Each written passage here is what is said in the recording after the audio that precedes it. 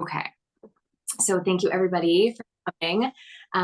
So I will talk for a little bit and bring up a couple things I wanted to go over with all of you. And then we'll all go around and introduce each other and answer the discussion question. And then I'll give my little presentation. And at the end, we'll have a full discussion. I encourage you to stay and talk and learn from each other, but it's not mandatory that you stay after the presentation is over. Okay, so please be on mute unless you're talking, and please have your video on at least during the introductions and the discussion when everybody's talking. And if you can make your Zoom name your first name, last name if you want to. It can be both you and your spouse's name if you're both present. Okay, so a couple of housekeeping things, and I'm going to send a little follow-up email after this. So if it's a lot, don't worry, I'll kind of repeat a lot of it in the email afterwards. So first thing is cancellation policy. My cancellation policy up to now has been, if you let me know 24 hours or more than 24 hours notice in advance, then I won't charge you for the lesson. And if it's less than 24-hour notice, I will charge. If you're sick, obviously that you're not going to know that 24 hours in advance. So I don't like to charge for those sick missed lessons because that's out of your control. But I found myself kind of extending that policy for any kind of emergency situation, things that are out of your control. And it's ended up with a lot of no charge missed lessons where this time that's reserved for the student is just kind of left open. So after a lot of thinking, I've reevaluated the policy a little bit. So the new policy is everyone can have up to 6 missed lessons a year that they won't be charged for. We'll start the year on October 1st, so tomorrow. If I cancel a lesson, that doesn't count as one of the 6. And if we can reschedule the lesson sometime that week before the next lesson, that also doesn't count towards the 6. If you need to cancel, let me know as far in advance, and I'll always try to get you a makeup that week. If we can, I'll always try to make that work. And the farther in advance that you let me know, the more likely I'll be able to find that makeup time. If we can't reschedule, then it's one of those 6 lessons, cancel lessons, whether it's vacation, emergency, sickness, or just like, oops, I forgot we had a lesson. And then once you've reached the 6 no charge missed lessons, I'll need to charge for the lesson time, whether or not you're able to make the lesson. I'll be keeping track of it all in a Google document of the missed lessons, and I'll let you know when you're getting close to the 6. But like Christmas, we'll always have like between Christmas and New Year's, that time we'll always have that off like a week or 2, and I'll always have Thanksgiving and the next day, probably that like Thursday, Friday, Saturday off for that. So these major holidays when we tend to be traveling a lot, those will be not lessons anyway, so that won't impact those 6 lessons there. Keep the communication open. If you have a problem with that, just let me know and we'll figure something out. But I felt like this was a good compromise for everybody. My YouTube channel is there to help you guys. So I have just recently learned how to really navigate my YouTube channel. So let me just show you guys. Some of you may already know this, but for the YouTube channel, if you're on a computer, it's like really easy, but you go to my YouTube. So you just type in YouTube Bridget Corrigan and then click on my channel here. It'll pop up here. And then you just go into the search thing here. So let's say you're learning, lightly row, or your child's learning lightly row. You can type in lightly row into the search column here. And then all of my lightly row videos are going to pop up. So there's me playing lightly row. There's me playing lightly row again. There's me singing lightly row. There's me playing the lightly row duet. Here's a video on how to do the 2-tunnel in lightly row bow speed, another lightly row bow speed. So there'll be a ton of even if I haven't necessarily directed you to my YouTube channel, definitely go on whatever song that your child's learning and look up things for that. There's also the whole I Can Read Music playlist and everything like that. So you can if they're struggling to match pitches, something like that, you can do that. And I recently learned how to do it on my phone too. I never could figure it out before. So if you type in You have to do it. It's not on the app. You can't do it on the app, but if you go into the browser on your phone, you type in YouTube, Bridget Corrigan, and then go to that. And then here's my YouTube thing on here. And then over on this arrow here,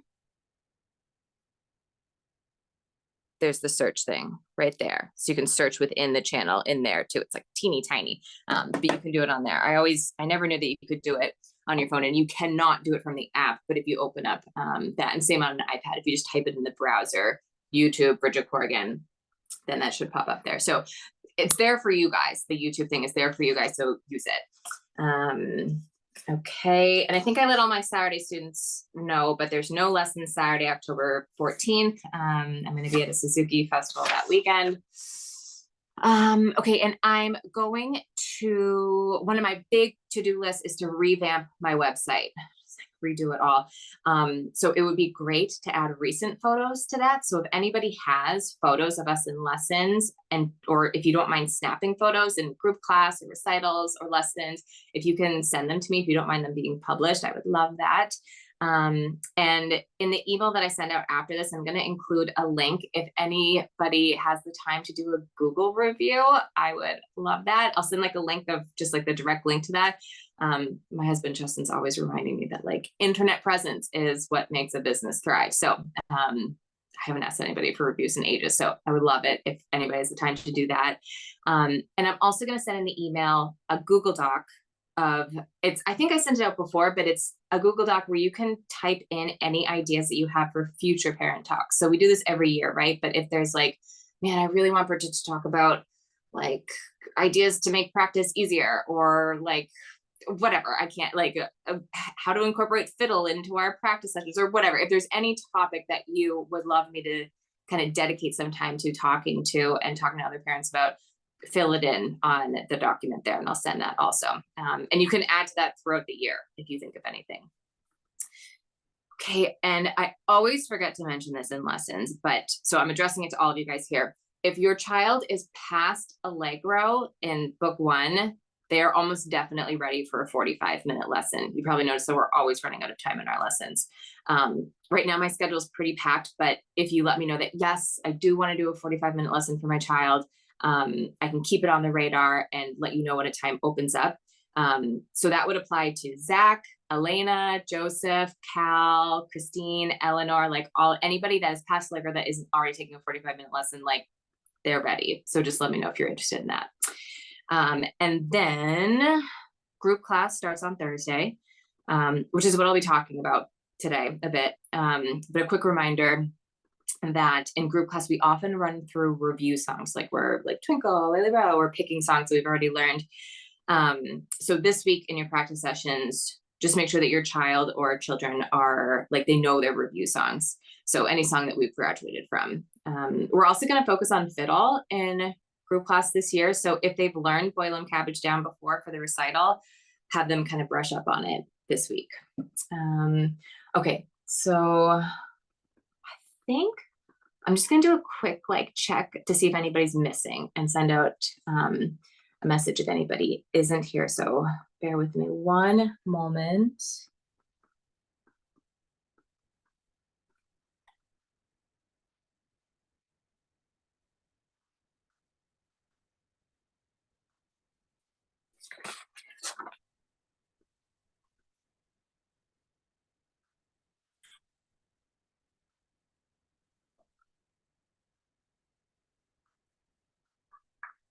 Okay, almost everyone's here. It's amazing. Okay, thank you guys.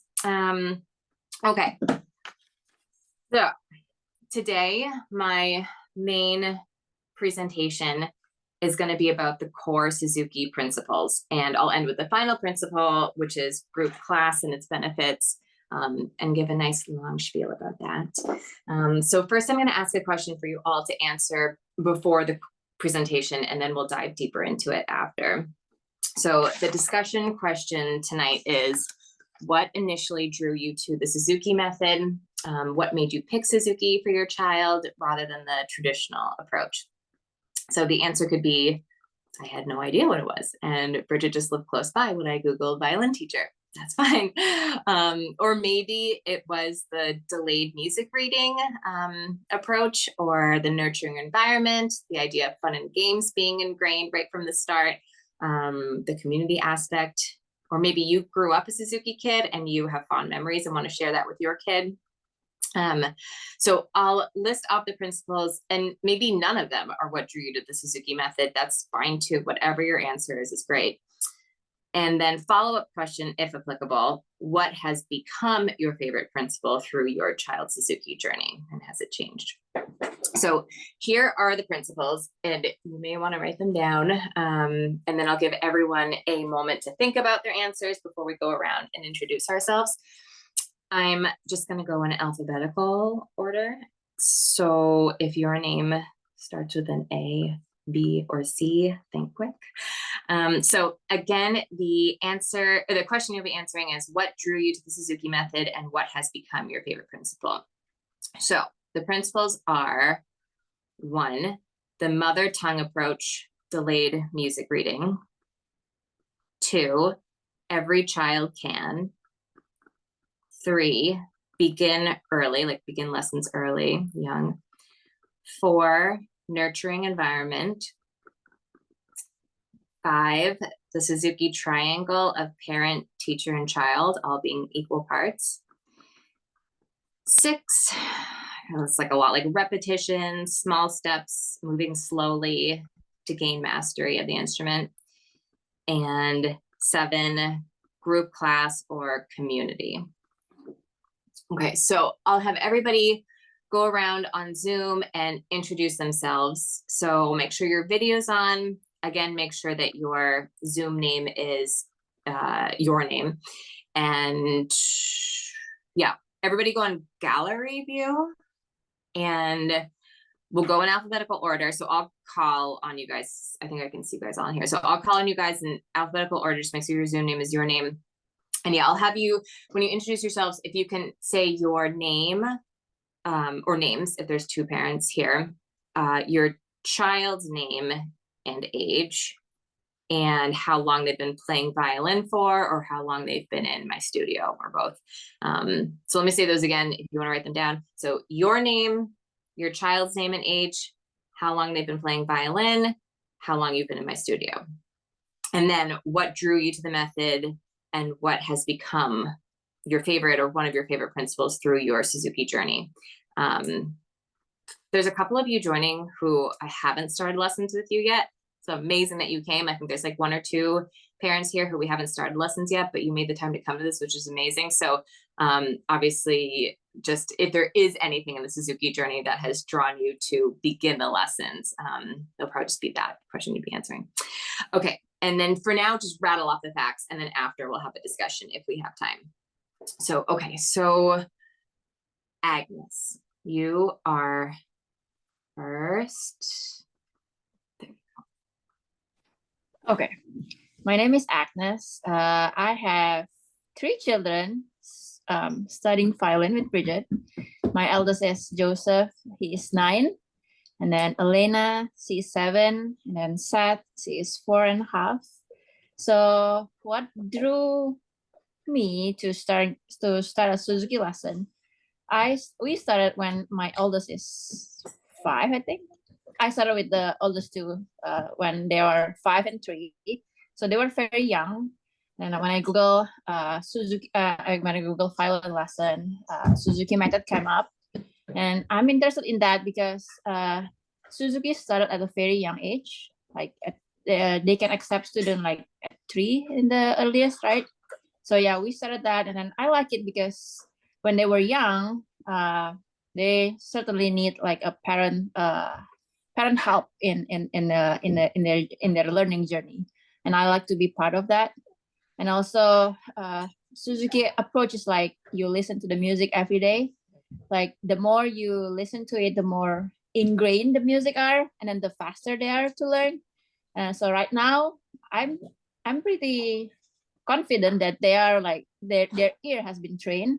They can figure out any music that they hear, and then they can try to like find a tune by themselves. So that's that. And then yeah, as Dr. Suzuki said, every child can learn. the principle of like repetition, I also like apply to everything else, like through schoolwork or through other things. Like repetition certainly does work for any type of learning, not just music. So yeah, I guess that's all. Thank you. Okay, and then let's see next. So Allie, I know you haven't even started lessons yet, but I'm just gonna, if you want to mention anything that you can mention your children's names, and what is drawing you to the Suzuki method. Oh, can you hear me okay? Yeah. Okay. Yeah, as you know, it's third next month. I have a 4-year-old twin. You know, it is a little, I wonder why, it is a little tricky to hear you. It's cutting in and out a little bit. That better? Maybe. Try keep talking and we'll see. Okay. Yeah, so we don't get to start until next month, but I have a 4-year-old twin from back, and I think the really short answer is that I learned the violin on the Suzuki method, and I started when I was 4, so I'm just recreating the next generation. And yeah, I just think it's excellent because it really does train your ear. So, you know, whether they choose to continue on the violin or they decide they want to try another instrument later as they get older, the Suzuki method is really excellent. And your really just know the next information. Awesome. It's nice to see it like running down the generations. I love that. Okay, next is Brian Budge. Hi, I'm Brian. My son Alex is taking lessons, and I guess it was kind of almost luck because I wasn't really looking necessarily for Suzuki method, but when I found Bridget, I kind of liked the idea. Actually, I found Bridget originally for myself. I was a student before my son, and I had some experience with Suzuki as a kid. And I don't know which of the principles is my favorite, but I do really like the listening aspect, because I feel like you can learn to play music reading the sheet music without being super proficient at reading music. Because if you've listened to it and you can read what the notes are, you can play the rhythm because you've heard it so many times. So Totally. Thank you. Okay, next is other Brian Miller.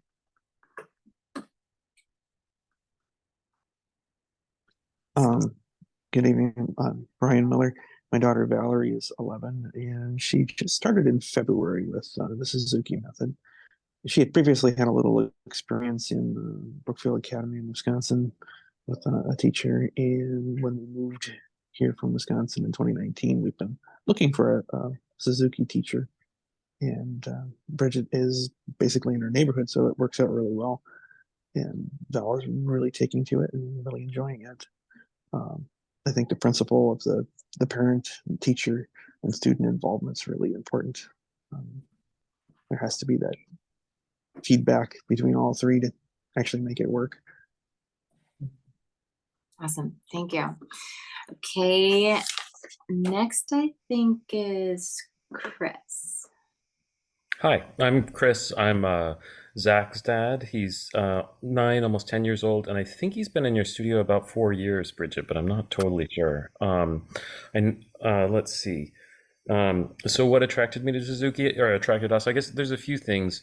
First of all, I remember being in like band and orchestra when I was a kid, and there was this like violinist Charlene who like just killed it, right? Like she was amazing, right, at middle school. I'm like, how did you learn to be so good when the rest of us were just like picking up some of these band instruments? And she had started like young on Suzuki, and so that kind of put a bug in my ear. And then also when Zach was like 1 or 2, there was this Explore Suzuki music class taught at a church in Ballard, and so I took Zach to that, and he got exposed to piano, violin, cello, and he just loved it, right? Like he was addicted. He wanted us to rent a violin and get into it really young. So I think all those things were influences. In terms of like principals, man, there's a bunch there that are really good. The mother tongue thing is very cool. I like that he's like learning to, like, he's thinking about songs in his mind and how they get realized on the instrument, not necessarily mediated through sheet music, although he's learning to read too, which is great. The beginning early is awesome, right? Because like when kids pick up stuff early, it's just natural to them. So that's amazing. The pyramid is interesting, right? Like I think it's really great to play music with other people. I started piano when I was younger, and then starting to play with a band or an orchestra was a totally different thing because like keeping in time and following that was really tricky. And so the pyramid thing allows us to do a little bit of that. Unfortunately, his schedule hasn't let us attend the group lessons very much. So I think he's missing out on that a bit. And that seems like a really cool opportunity to start playing with other students, even when they're very young. But hopefully more in the future. So thank you. I'll pressure you into it today. Don't worry. Okay, next is Elizabeth.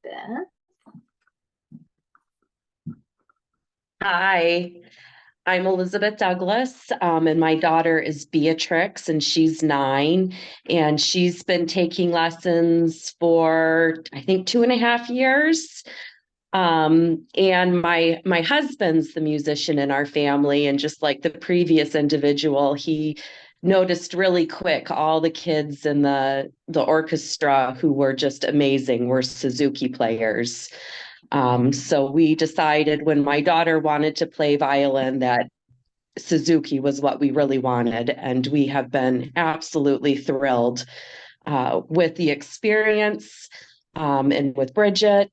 I think our favorite thing, excuse me, is the repetition.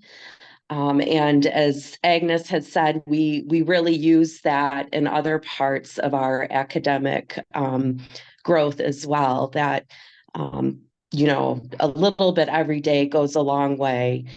So we really appreciate that aspect. Thank you. Boy. Okay, next is Ellen.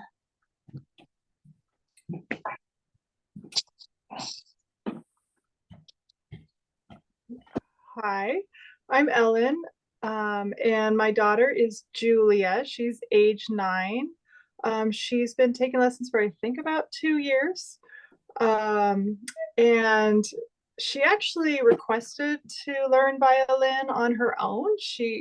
I kind of offered lessons, and she was super enthusiastic about violin, which was surprising to me because I play the flute and I'm really used to wind instruments. So I was a little bit nervous about violin. I knew nothing about string instruments, but it's just been so joyful to learn the violin. I personally want to get my own adult size violin so I can learn along with her. I like the emphasis on listening.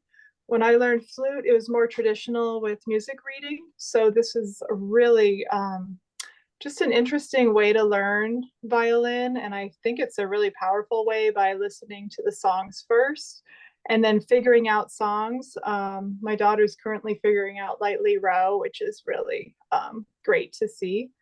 So it's just been a great experience. I also like the community aspect with the group classes. Thank you. Okay, and Heidi. Yeah, Heidi's here.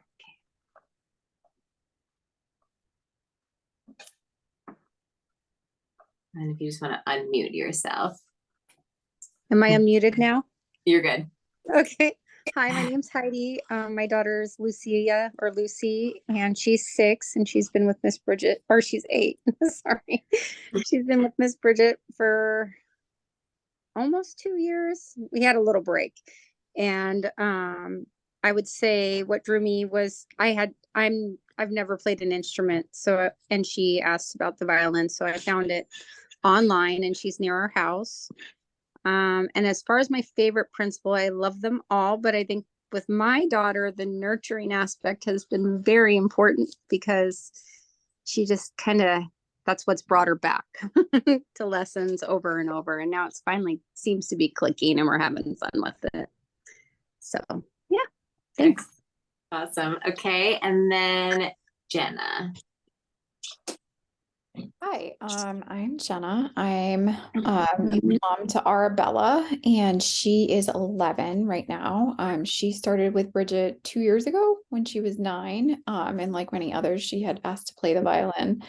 I grew up as a Suzuki kid, so that was what I knew when I was looking for different teachers. But it's been great. She's having a great time. She also participates in the orchestra at school. So she gets lots of time on her violin. I think similar to the last speaker, the most important aspect for us has been the nurturing part. So it can be really scary to take on new things and, put yourself in a position to make mistakes, but I think she always feels encouraged. So she keeps going. So it's been wonderful. Great. Okay, and then Jennifer and Michael. Hi, Jennifer and Mike. Sienna's our daughter. She is 10. She's had lessons for about 2 years with Miss Bridget. We weren't looking for Suzuki specific, but Miss Bridget was in the area, and then after doing the research, it sounded like a good fit. Our favorite principle is the mother tongue. I like that it's the delayed note reading, and it's been developing like her musical ear, which I think is pretty cool. So that's been fun to watch. Great. Okay, and then Lauren.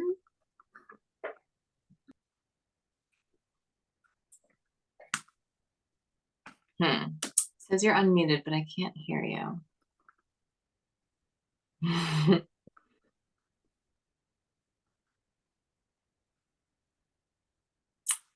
I still can't hear you. I'll give you oh, wait, I feel like I heard something. No. I'll give you a minute to, maybe you can leave and come back. Maybe it'll work. I'll give you a minute to figure that out because I don't know.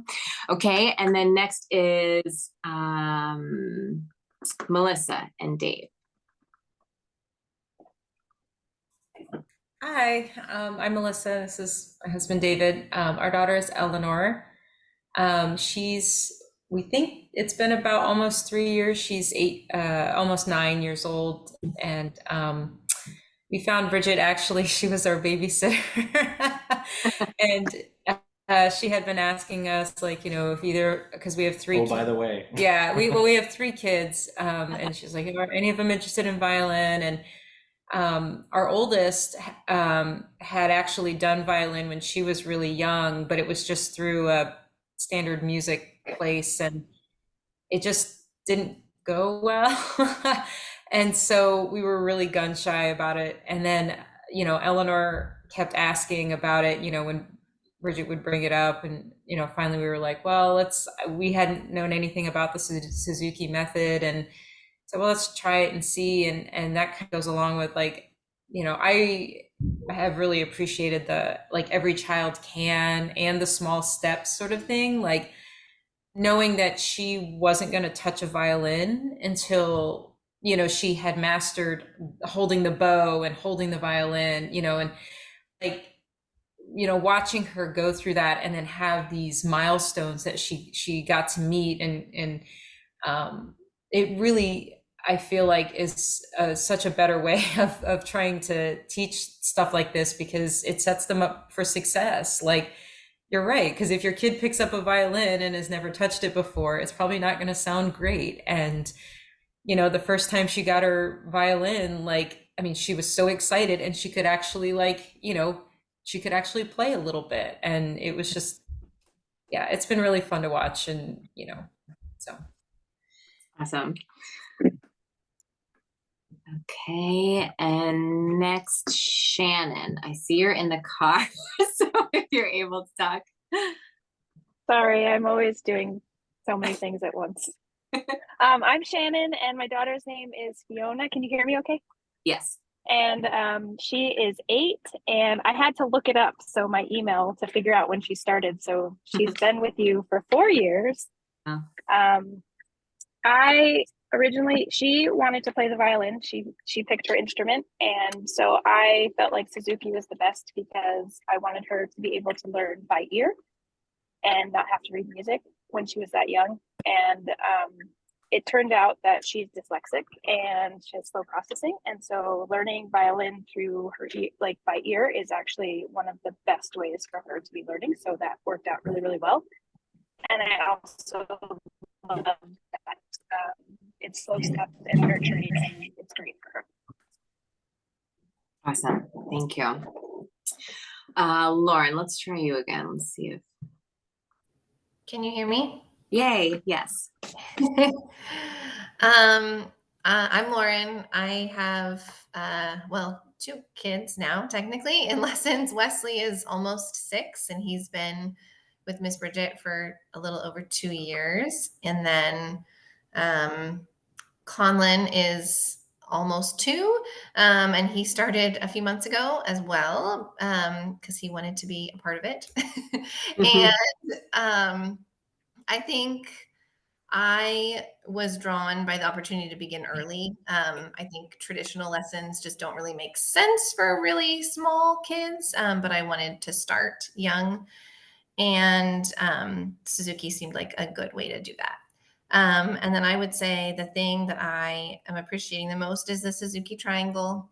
I feel like it's hard as a parent to get, I don't know, 4 and 5-year-olds to practice every single day. And so having that support system, really keeping that dialogue open, makes it possible. Awesome. Okay. And then Sarisha. Hello, my name is Sirisha Pasari. So I'm a mom of Tia and Ira. Tia is about 12 and Ira is 8. We started during our summer break this past season, and girls really wanted to learn a string instrument. They've been doing piano lessons for a long time now, and so we were a little skeptical about how to start. So just started Googling and see whom we can find and how they can get started with the lessons. Honestly, I wasn't aware of there is a Suzuki method or is a traditional method. Both my husband and I are not musically, with any kind of such background. But we just did happen, and Bridget was kind enough to direct us to Miss Janet, who is in Spokane, and we started with her with some remote lessons about during summer break. But yeah, now we are fortunate enough to do in-person lessons. I think the older one did a couple of lessons with Miss Bridget, and the younger one would start from next week on. But listening to the principals, I think this would be a best fit for our kids, understanding the mentality and the personalities, especially the nurturing aspect, the hearing aspect, because what I've observed with even their traditional in-school band lessons or the music they listen, they do a lot of podcast listening and all that before bed or while they're doing their homeworks. They tend to retain a lot more by listening. I feel like that definitely suits them. So yeah, we're really looking forward to these lessons. Awesome. Okay, and last is Tamara, and I don't know if so we're just going around saying our kid's name and age, and then what you have enjoyed about Suzuki or what drew you to Suzuki. Okay. Yeah, no problem. My name is Tamara Crisostomo. My son is Cal, and Cal is 13 years old. He started the violin at age, he picked up the violin actually at age 3 and was immediately drawn to it. We started lessons at age 5. Now, originally we did not, it wasn't necessarily the Suzuki method, but after some research and wanting to be more involved in just the lessons and the practice, we did find Bridget. And what really got us started was Bridget actually came to our house and taught Cal. And it was just an amazing situation because he, I think, accepted it and was so comfortable with the learning situation and adapted to it really well. Cal, I believe, has been with Bridget for 5 years. And he's now in 7th grade, and I have to say there are many principles that resonate with us for sure. But as Cal has progressed through kindergarten, elementary, and now middle school, really the small steps and repetition have helped dramatically. And the reason that I say that is because it actually seeps through his day-to-day. So this principle is very much interwoven into, his work at school, his at-home tasks. Cal is very keen on listening to any type of music. And it's interesting because as he's learned to really hear things and listen for things, he's able to kind of pinpoint different changes in the tone and the cadence. And it's wonderful to see that for sure. And he's 13 now, and it's interesting with teenagers, right? You're not really certain, are they going to practice? Are they going to complain about this? So each year we come back and ask him the question, does he want to continue with violin? And actually violin is the only extracurricular that he is very adamant, like, yes, I do want to continue. It makes me happy. And I think it's something he very much can count on, and something he takes, I think it brings him peace. So that's Cal. I love that. Yeah, violin turns into that at some point for all students. It's like it's your way to express yourself, and it's a really cool thing when that starts to happen after a while, after we kind of overcome a lot of the technical things. But we'll talk about all that after. So that's everybody, right? It's fun. You can tell, like, the OG people. Like, I used to come to your house, right? Those were the days, right? Okay, so thank you everybody for answering that. And so I'm going to go over all the different principles, yeah, I'll go through all the principles, even though you guys kind of have an understanding of them, but just kind of dive in a little bit more to them, and then end with the group class aspect. So the main Suzuki principles. So number one, the mother tongue approach that a lot of you guys said resonates with you. We learn music the way that we learn a language. Suzuki applies the basic principles of language acquisition to the learning of music. Children learn to speak a language way before they learn how to read a language. And so if they're going to learn they're going to learn music the same way. Did I say that wrong? They learn how to speak before they learn how to read. So the best way to learn a foreign language is to go abroad and really immerse yourself in the language. So we're doing the same thing here with music. We can't expect a child to learn a piece with ease if they don't know how the melody of the piece goes. That's why listening is so crucial to this method. And a lot of you guys said listening was really important. So remember to listen to this Suzuki recording. And then, like, delayed music reading. A lot of you mentioned that too. We learn by ear first and then add the music reading second. Like learning a language, we learn first by ear and then how to read. Children learn to read after their ability to talk has been really well established. In the same way, children should develop basic technical competence on their instruments before being taught to read. So example, one of my newest students, Valerie, along with her dad, Brian, were very patient with me as I set her up step by step to have good posture and form. The longer I teach, the slower I go, I swear. And the first time she played Mississippi Hot Dog on open strings just sounded so beautiful and open and easy, because she went so slowly and didn't just open up to a piece of music and try to learn it while also trying to figure out the violin at the same time. Trust me, no one's going to enjoy the sound that's going to come if that's how you teach somebody the first day. There's so many technical things that you have to master with the violin. I won't name them all. You are all well aware through the hours of work that you put in with your child, but it takes time and a specific skill set to play the violin. When you add a piece of music in front of them, it's just such a predictable scene where the scroll droops and the wrist collapses and the tension comes in. The sound is really compromised. So number two, every child can. No one is born talented. Every child can learn. Given the right tools and the right teacher, patience, etc., every child can do this. Maybe you have a difficult child, or maybe your child has a hard time focusing or remembering or having patience. That's okay. It's the teacher and the parent's job to help every child. No one is born talented. It's a learned thing. So number 3, begin earlier. The earlier you start, the better. Just like how our babies are basically learning the English language right from the get-go. Like learning a language, learning begins at birth.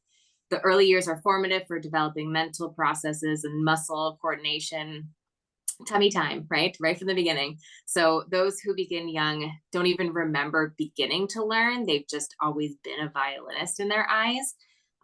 We can become stiff as we get older. So things like making a bow hold, it just gets harder the older and older you start doing something like that. And for it to be done with ease can be very challenging. So I start as young as 18 months. Someone said like 3, right? No, I do 18 months, which is like wild, right? But I used to not take students before 3. That was the age. But my student Bianca really changed me. Her mom insisted she was ready. I listened and she was. And of course, the progress is going to be slower at 18 months than 18 years old, but they grow up as a violinist, and it's really lovely to see how natural it becomes for them. So number 4, nurturing environment. A fun, motivating, nurturing, positive environment helps the child want to learn and thrive. We don't hang out with people who just yell at us. We don't eat food that doesn't taste good or we have a reaction to. It's the same thing with practicing. We're not going to want to practice if it's filled with yelling and it's not a fun, nurturing environment. And I don't think any of us fit the bill as a parent who is yelling at our child when they make a mistake or don't do an exercise correctly. But I'm sure you all have had a teacher at some point who's made learning anything but fun. And I'd hazard a guess that as adults, when I ask you who your most inspirational teacher was as a child, you're not going to say their name, right? Whenever Beatrix comes to her lesson, her mom or dad is the perfect silent cheerleader in the back. Like if B is struggling with something and then she finally gets it, I see mom or dad always in the back. Like I don't think they know that they're doing it, but I see them do that. Or when Wesley was starting out practicing, like it was hard to, it's hard to rally little kids to do it. She had the blank bingo board that I printed out. She filled that in. She does it for Conlon now, who's younger too. Just like find a way to make practice enjoyable. If they need autonomy, figure out a way to give that to them in their practice sessions. Find what works, find what sparks joy. Taking that extra minute or 2 to find the patience or think about the technique that's going to make them want to practice and make it more enjoyable can result in a lifetime of music for them. So number 5, the Suzuki triangle. The teacher, parent, and child are all equal parts of the musical journey. The practice parent serves as the teacher at home. They must be part of the driving force in ensuring their child not only attends every lesson, but listens to music when they're not playing and prioritizes practice. Did any of you self-regulate and have a schedule to brush and floss every day growing up? No, that's your parent that does that, right? The parent is the one who can soak in and listen to what the teacher is explaining in the lesson. Trust me that the child is stimulated and working hard enough in lessons that it would then be the parent's job to be taking notes and helping the child remember that week what to do. Chris is a great example of a really present and mindful parent in lessons. He's there working the computer and sound issues and the Skype issues that always seem to happen. He's hustling Lily the cat out of the room several times throughout our half-hour lesson. And he's redirecting Zach back into the lesson if he ever gets a little bit lost. And I can always help on him to help be a hand and move the scroll here or whatever, or help play this game. And it's really nice to know that he's always there paying attention, soaking it in. A child's journey with this will be way more successful the more that the parent is there. And then 6, repetition, small steps, review. We go slow. Mastery is the goal. We repeat things over and over to gain mastery. Suzuki would say ability equals knowledge plus 10,000 times. He would also say, once we know a piece, we review it countless times to build our ability. So pieces in the Suzuki repertoire are designed with a logical progression to build skills through appropriate and achievable steps.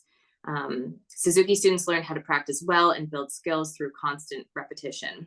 Each child learns at their own rate, building on small steps so that each one can be mastered. We can't simply move on from something because it's challenging and say like, meh, that's okay. Because that circle was going to come back, right? And that independent finger is going to come back, or whatever it is going to come back again and again. So we are now tasked to figure out how to trick the child into learning the skill without wanting to throw their violin on the ground and smash it into 1,000 pieces. So my student Fiona had a heck of a time with the E to A3 third finger section in Twinkle. I'm sure a lot of parents who remember or are in the Twinkles right now can relate to that. That darn E to A3 is so hard. And Fiona's wrist would collapse and she would squeeze her thumb and the umbrella fourth finger was out to lunch. So we worked it like over and over again. Pictionary, tic-tac-toe, Pictionary again. We wouldn't move on until it was solved. She'll have a lot more third fingers in her violin career, but we can't just simply say, hey, you small child, practice this very hard thing 100 times this week, okay? Games are our friend. Games get us through the repetitions that we need to master something hard. Okay, and then number 7, group class or community. So this is the one we've all been waiting for, right? The Suzuki method has 2 equal parts, private lessons and group class. Children participate in regular group classes and performances where they learn and are motivated by each other. A varied lesson plan means students can learn privately from music teacher and in group classes. Private lessons allow instructors to devote time and attention to nurturing the students' talents, while group lessons offer a supportive environment that pushes them to the next level. The different learning environments expose musicians to various conditions and lesson styles that can considerably progress their skills. So I'm going to go a little bit more into group class. I may not read everything because I'm going to try, I think I told everyone an hour, right? So I'm going to say hard stop at 6:30, okay? But I'm just going to dive a little bit more into group class, then we can have a discussion, but I want to have time for us to talk. So the benefits of group class are a chance to lead and play in front of others and reduce recital anxiety, which is a huge one. They get the pleasure of playing together and for one another. Younger students hear the performances of older students and are inspired to work harder to play those pieces. With the spirit of cooperation and enthusiasm, they encourage each other. It's a great way for them to get experience performing in front of an audience. When students begin to play regularly at a young age in front of other people, they have a lot less anxiety and more enjoyment when they perform in their recitals or other events in the community. If you were to only ever play by yourself, your teacher or your parents, no kidding, a recital is going to be absolutely terrifying, right? In group class, you do perform, sometimes all together, but sometimes I'll call people out, whoever's wearing green, play this or whatever. They get comfortable performing in front of their peers. We have this really cool thing too, where group class is at where the recitals are going to be. It's at the same church. It's even in the sanctuary. So exactly where you're going to perform at the recitals. So many kids have some type of stage fright, right? It doesn't have to be that way. The more you expose them, the less frightening it is.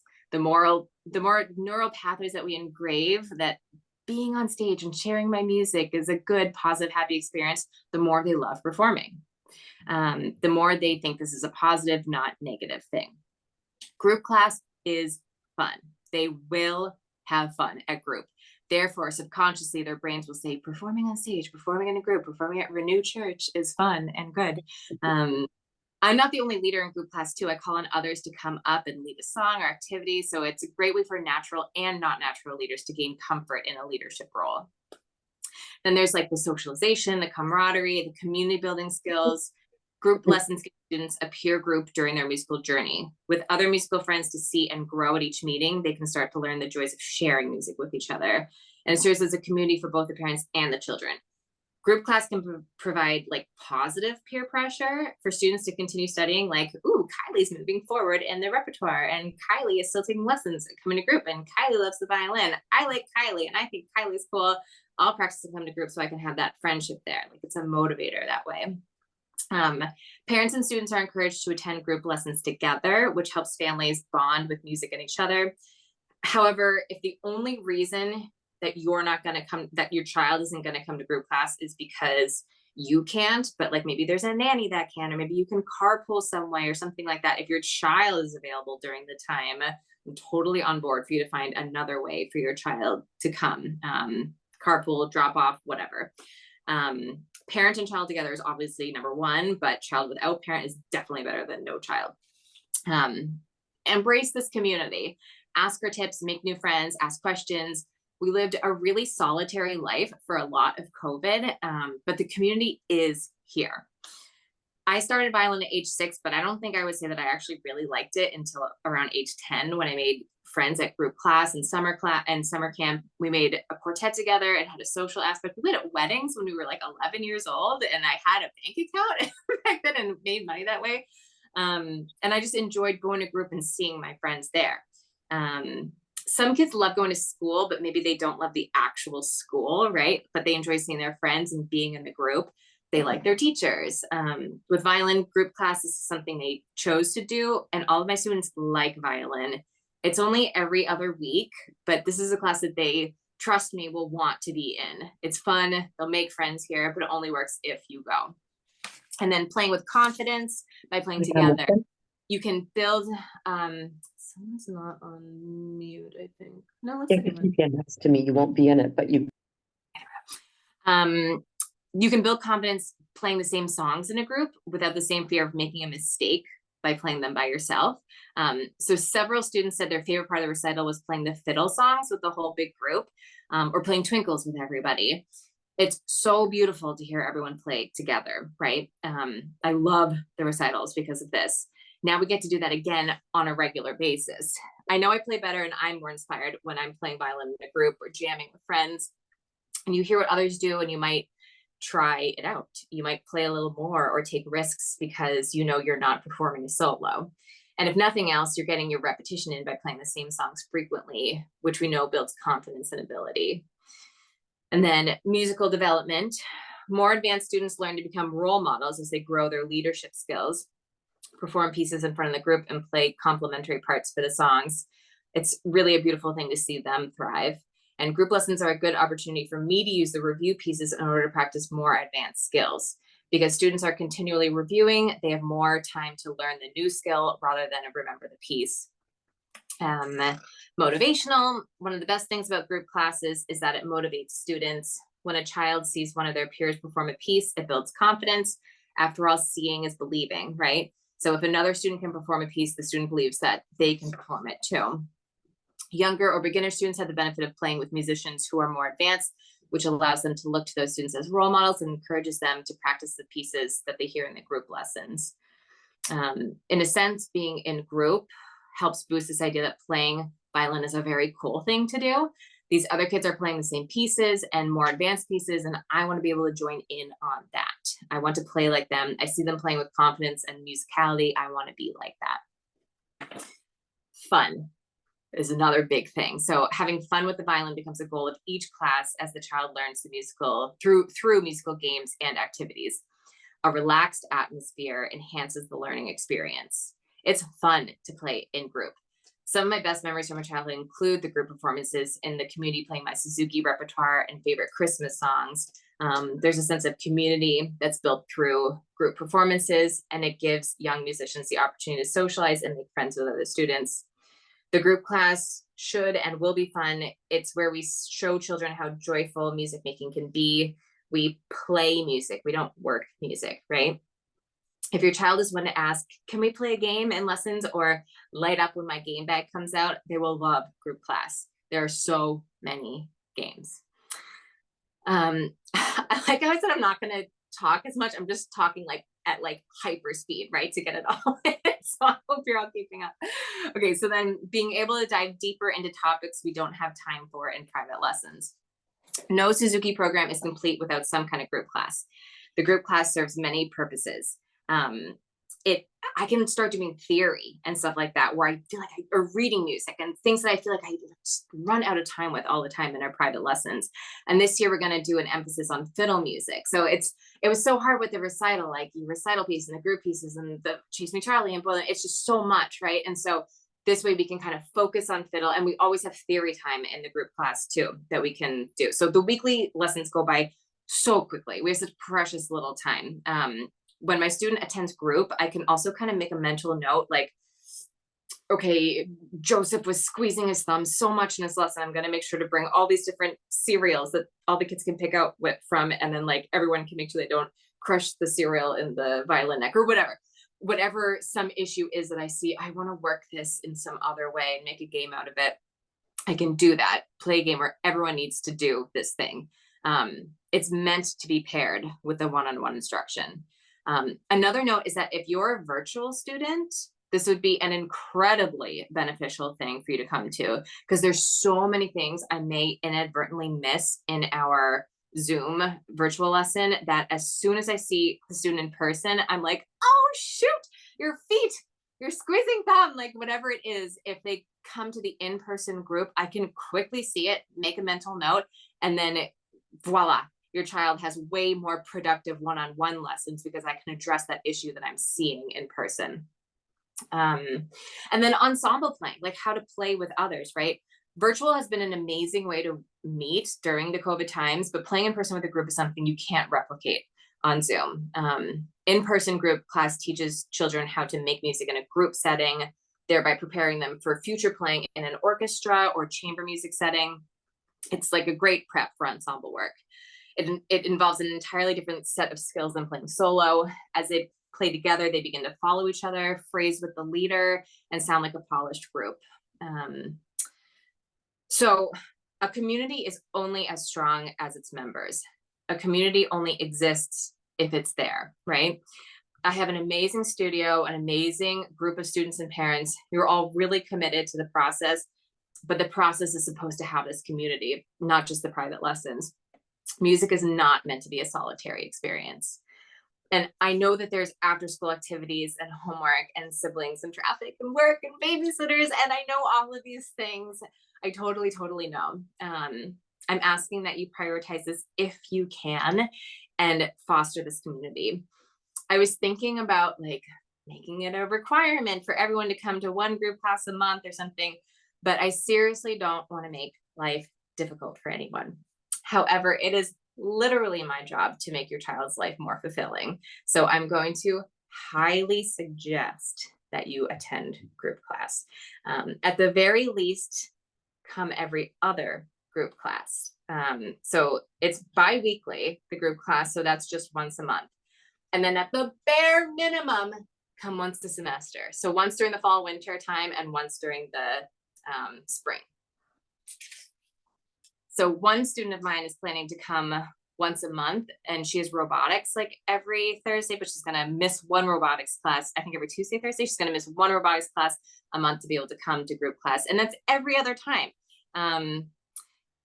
So maybe that's something you could do if you have a conflict, or if it's like a carpooling issue or something like that. I'm driving one of my students back from the group class and having our private lesson at home after because the parents have a conflict with driving. Like, I'll make this work. I want this to work. So if maybe like a lot of you guys live all around each other, we can carpool, I can drive, whatever. Just let me know if that's the issue that's holding you back and we'll see what we can do.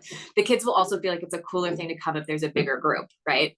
It's amazing how much we feed off of each other. It doesn't have to be an all or nothing thing. So if you can't make every group class, I'm just asking that you come whenever you can. Your children will be so much more relaxed and confident in their recitals since they've come to group class at that location with the same kids they'll be performing with at the recitals. There's camaraderie, they'll be more comfortable. I feel like I say this at every parent talk, but like it's a method and it works. Suzuki formed his method with the founding principle that group class be part of every student's journey. The motto of the story is that there's power in numbers. Music lessons can be solitary. Students practice alone. Lessons are alone with just me. However, music is a language and it's meant to be shared. It's through the sharing and learning that it's accelerated. Group class provides the environment to share, to learn, and to grow. These learning communities are absolutely essential to encourage the positive growth of music students. So, man, I can't believe I got to that in 12 minutes. I timed that before, it was like 20, so I was very fast there. So that's all my stuff done. If everyone can make sure that your video is on again. What I did last year, the parent talk, I ended up just doing it on YouTube, right, and sending it to you guys. But the year before, what I had was like everybody try to say one thing before leaving. Again, we'll do a hard stop at 6:30. If you need to leave now, it's okay. You're allowed to. But if you can stick around and just like input one thing into the discussion, and we'll just kind of see where it goes. And maybe we can talk about group class, or we can talk about if there's any questions if you have for me, or we can just see where the discussion goes.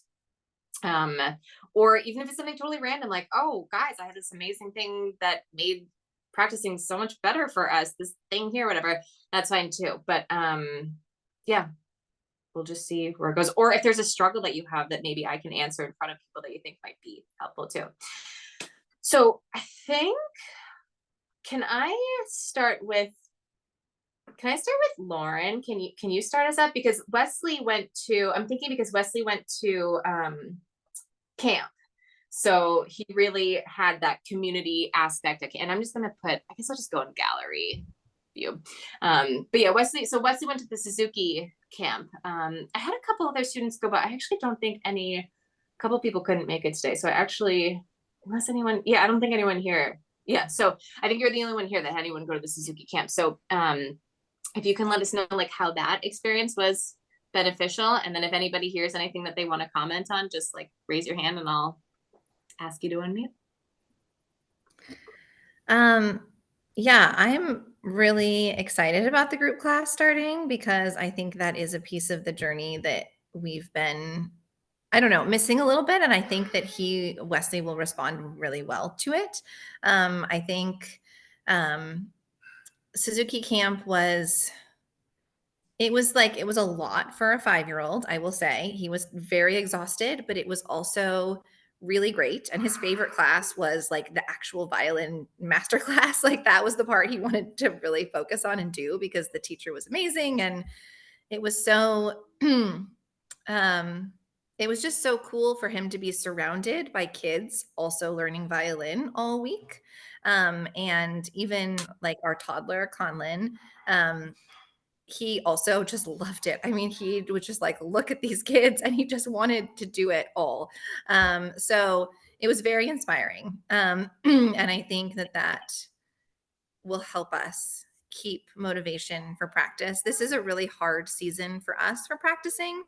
The beginning of the school year, kids are like really drained, and I'm a teacher, so I'm also like really drained. And we were all just home for the summer for 3 months, and now it's like, whoa, what's happening to us? So I think it's a normal time. I'm telling myself this because the last few weeks have been really hard, and I have to remind myself this happens every year. And one of the things I just accept is like, it's okay to cut back a little bit, because I'd rather keep it going in the interest of long-term love of music. And if that means I need to do less for a little while, that's okay. And I think also building that violin community and having him see other kids play and having fun with other kids will really make a difference. Awesome. All right. Does anybody have anything to add to that, or anything you want to say about group class? Or maybe Agnes, I know Joseph and Elena went to BISO summer camp, so the Bellevue Youth Symphony Orchestra summer camp. Maybe you could just talk a little bit about that, like how, because that was a different thing. It wasn't Suzuki, but it was playing in a group for the first time, right? So what did you think of that, or how did they respond to that? Yeah, our children, they went to a BISO Suzuki camp, BISO summer camp, and then they're actually right now is participating in the school year orchestra. And this is a new experience for us, for them too, that they usually just play by themselves. Now they have to play with other people, but it's a good experience, and I think they're well equipped with the Suzuki method. They had to learn to read music, of course, because the traditional orchestra one, they require to read music, but they catch up well. And when I watched their end of year orchestra in summer camp, and then I look at the other students, and then I'm pretty proud that they have a good form. Like my kids have a good form, like compared to like other kids in there, even though they're playing in orchestra. But I can I can see that, oh, the hand is the arm is bent, and then like the bow is not straight, and like I can pinpoint on that, and I'm pretty proud with my children that they can keep up with the technique, with the technique, even though the songs are different. They had to learn the songs like within a week, and then they can keep up with that. Yeah, thank you. I was impressed with that too. I was like, oh my goodness, because I mean, when they told me that they wanted to do the camp and wanted to do orchestra, it's like, okay, well, let's really focus on, but we all do I Can Read Music, right? So they already kind of had that brain going for that. And then we just started doing little sight reading things, and you pick up, that's the thing, it's like reading music is not that hard, especially since we're doing I Can Read Music. It's one more major thing to think about when we're playing everything. And so when that becomes the goal, it's like to play in an orchestra, no problem, but they are so set up, they've done it the right way so many times over and over again that it ends up being okay, rather than their form being totally compromised by starting out that way. So I'm so glad they're having such a good experience with that. Sarisha, you have your hand up. Oops, I think I just muted you. There we go. Oh, no, you're muted. Hi. Yeah.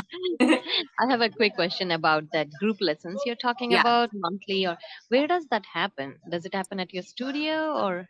So they happen at Renew Church in Linwood. So I'll send, after this, after the meeting's over, I'll send a little email, and it'll have the address in there too. But it's in Linwood. I think it's like 10-15 minutes away from my studio. And it's the same place that we had our last recital at, and that we'll have the future recitals at. So yeah, I'll send you the address for that. Okay.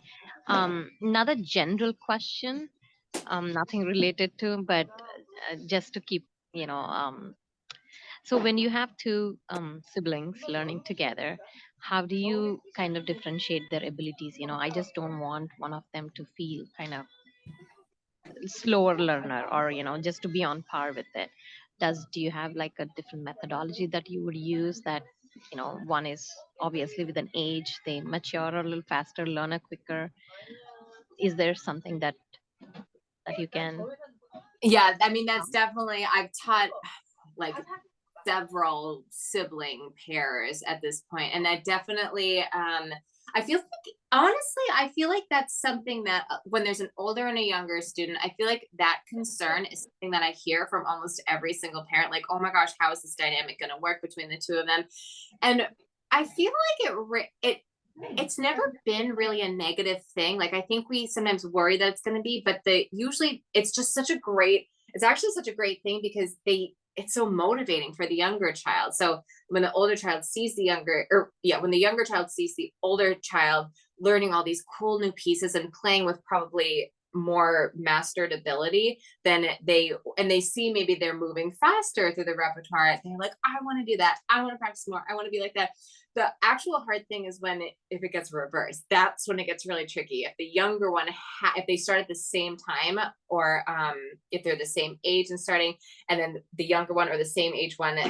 So I know I have Allie here, she's starting her twins in like a week or two. So I wonder if you're wondering about this too. But if they're starting at the same time, if they're the same age, I'll kind of make sure that they're kind of staying the same, even if it's like holding one back just a little bit, just so there's no competitiveness there. But the younger one, I think also what I've done, I'm thinking of two brothers that I had for a while, where one was 4 years older than the other brother. The younger brother was getting frustrated that he wasn't learning the songs that his older brother was, but we started finding we started learning extra songs and finding these things that he could do really well that I wasn't focusing on his brother. So he would sit in his brother's lessons and see me pointing out X, Y, and Z. And I tend to, in the lessons, be like, wow, your third finger was so great, or wow, I always like comment on the things that are so great. And I have specific things that it's kind of like, that's your thing that you're really good at. Or maybe we do more fiddle music, or maybe we do like extra I Can Read Music, or we have something that's kind of special that's theirs that they are getting praise for, kind of. So yeah, it's I have found that it's never actually come to be like a huge issue. It's always a little bit more worried that it's going to be an issue. But I guess my answer is, yeah, finding something that is special for because it's usually the younger student that we're more concerned about, finding something that is special that they can, and it's not making something, it's what can they really do really, really well, and really nurturing that and fostering that with them. Hopefully that answered that. Wonderful. Thank you. Thanks for answering that. You're welcome. And let's see, I saw something in the chat. Can you also send information about the camps? Yeah, definitely. So there's Suzuki camps. There's Suzuki camps like all over the world, really, and all over the country every summer. I was just talking to Melissa about that today, right? Yeah. But we have one in Seattle at the Seattle Pacific University campus. So it's always the first week in August, last week of July, like that week there. I think next year it's the first week in August, the full first week in August. And anybody can go, like, you can do the baby class. I don't know if I recommend it, or you can do like, yeah, Lauren and I had a not good experience at the baby class this year. It was so not Suzuki. It was so weird and not nurturing and fun at all. But anyway, that's a topic for another time. But they have like a pre-twinkle session. Like Wesley was in the pre-twinkle Yeah. class, even though he's He did technically the pre-twinkles, which is half a day and not the Yeah. whole day. Yeah, so you can do a half day program too, where it's just the master class, and then they had like a rhythm and movement class that they did too. So 2 classes, and then you have chances to like perform and go to performances. And if you're more advanced, like I guess if you're technically book 1, then you can do the full day. And you have master class, technique class, group class, like all these different like all day. I think they have fiddle class too, and they just have so much fun. I have one student, Zoe, who went and she just like. I had been working on her scroll drooping for years. I've been working on her scroll, and she comes back after 5 days and just absolutely beautiful, and just stays up all the time. This teacher just worked her, sometimes it's like I say the same things over and over, and I'm always trying to find, and then like sometimes another teacher just has like the perfect way of just like showing them something different, and then it's just their way of soaking in so many different people and being around this community, and it's just such a fun experience. So I can send definitely all the information on that. And then there's the yearly SAWS festival that's coming up in 2 weeks too. So I sent the email out to the people that it would make sense to go to. If you didn't get the email, don't worry about it. Either your child, they only take it starting at a certain level too. And so, but for anybody that's past a certain level, it's like a 1-day camp basically. And then you also it's just Washington teachers. So you get to learn from all the Washington teachers. So that's kind of part I've been trying to be less solitary about my teaching too, and start like really embracing my teacher community in the Washington state too, and really getting more involved in the camps and more involved in the festivals and all that. So that's kind of on my ongoing radar, is like, I will definitely be pressuring all of you guys next year to go to camp for sure. It's a really great experience. All right, any other questions or thoughts on the presentation or anything? Melissa. Just just quick question. Is there going to be a practice challenge starting soon? Because I know that's a big motivator for Eleanor. Yeah, totally. I know it either. Yeah, the practice challenges either work or they don't work for the students. Funny. I try to always do one when the weather's nice and one when the weather isn't nice. And so we're coming into the not nice weather, right? Wait, when was the last one that I did? I did one over my maternity leave. And then I did one, it ended right at the beginning of the summer or something like that. It was leading up to the recital. Leading up to the recital, that's right. So thank you for reminding me. I was just thinking about that the other day. So yeah, I'll probably do something soon, because the weather's starting to not be nice. That's my indicator to do it. Yeah, I'll definitely do something. Yeah, I think I kind of try and like tie it up to like, the second recital or leading up to Christmas time, Hanukkah time, something like that. So yeah, thank you for reminding me, but I'll definitely, and that's a great, if your child is motivated by the practice challenges, that's a great way to kind of like, it's a good clue of like, okay, what kind of practice challenge can we do in our own home, right? Like whether it's just like a sheet of like 100 boxes and like, okay, Eleanor, once you fill it, like every minute you practice, you color in a box. And once you get to 100, you get to pick a movie that we're going to watch or whatever. It can be like sometimes with students like that who are really motivated by something like that, it almost doesn't, the reward doesn't have to be crazy. It can just be like, I won, you know, and then they get to pick what you make for dinner that night or something like that. It can be kind of small. But use that if you have a student that's like that, or stickers, you know, use that. Yes, Lauren. I just was gonna say I did continue the practice challenge that you started, but leading up to the, because you had that like huge sheet with like all the teeny tiny boxes, and Wesley wanted to fill the entire thing. So this is as far as we've gotten, and I'm estimating it's going to take him about 2 years to fill the whole thing. So I told him when he gets there, I will, like, his favorite place right now is Flying Squirrel. I will throw him a party at Flying Squirrel. He practices for 2 years and fills these thousands and thousands of boxes on this paper. So funny. I love that. Yeah, sometimes I've also noticed like another thing, like as a motivational thing for students, sometimes having like a long-term goal is really great. Like I have one student, they moved to Canada, so he's not my student anymore, but they come back for summers and I teach him usually, but he really likes fiddle music. And so we learned fiddle music, and we started learning this like really, really hard fiddle piece called Tamlin that he saw me play on my YouTube, and he's like, I want to play that song. And I was like, no way. Like, that's like a book 4 song. And he was like, no, I want to learn it. And we probably worked on this song for like 2 years, like 2.5 years, just bit by bit. And he's like the kind of person that like, he wanted this long-term kind of goal. And so if you notice that that's something that your child is like too, like whether it's like filling in every box, or like, I do want them to have some harder piece that's outside the Suzuki repertoire. Like if they really love Harry Potter music, or if they really love whatever, some song in a movie or on the radio, let me know. And like, we can start to work on something outside of that too. Cause sometimes it can be, there's all these like little technique things that we have to learn the Suzuki pieces, but we can kind of have fun with other pieces. Like I know a lot of you guys have kids who like I've let them like go off and learn Mary Had a Little Lamb or Jingle Bells or whatever, and sometimes you just need to get it out that way, you know. And like, I just want to play the piece because she won't let me play the next piece in the Suzuki book, so that's fine for something like that too.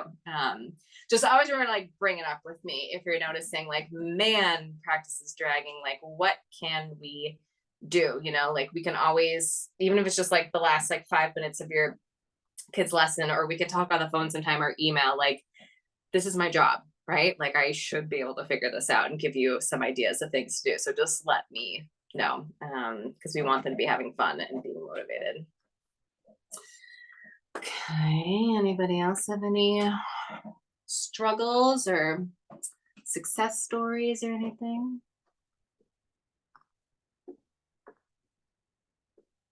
One thing I'll say as like a broad thing for a lot of you guys is so Lauren was so kind to record a lot of Wesley's masterclass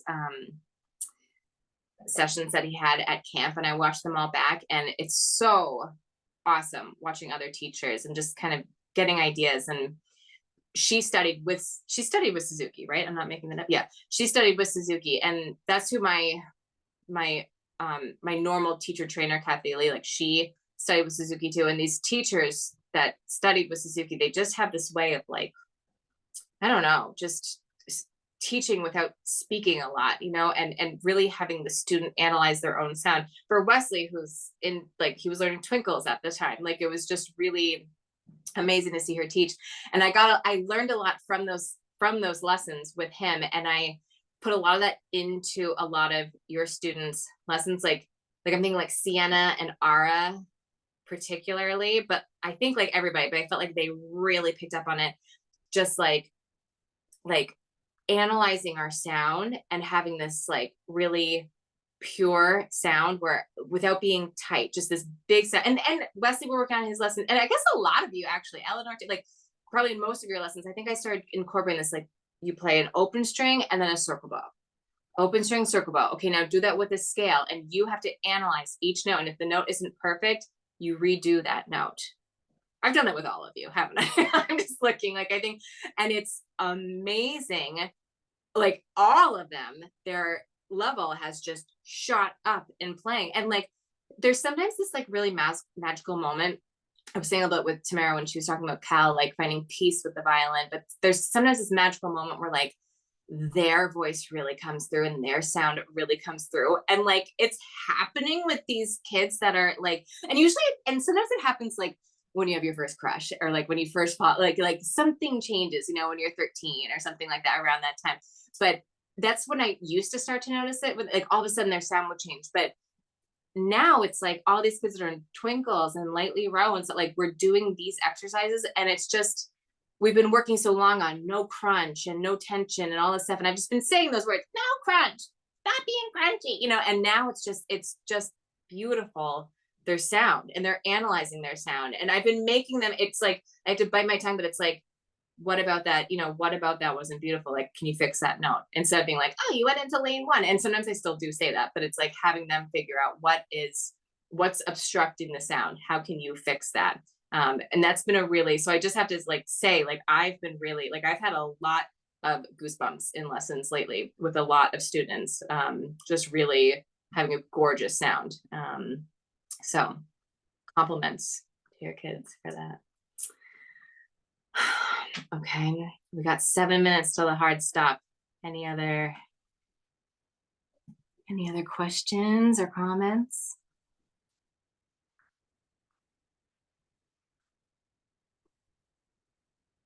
Okay, well then stop at 6:24. Okay, well, thank you guys for coming. So I am gonna send an email out after this with, I'll send the group class address and all of that and the dates so you can put in your calendar, and just any information that we went over today, in case it didn't all, so you have it all in writing and can look back on it. And I'm recording this too. I hope it's okay with all of you guys. There's several families who couldn't make it, so I'm recording this and gonna send that out too. So if you want to watch it back, you can. I think I mentioned too that I have this is my 3rd year doing the parent night, so I have the last 2 years recorded also. So I'm just going to include those on the email. So if any of you guys, a lot of you guys have been with me for a while, so you probably have seen or been in all of those, but if you haven't, you can watch those also.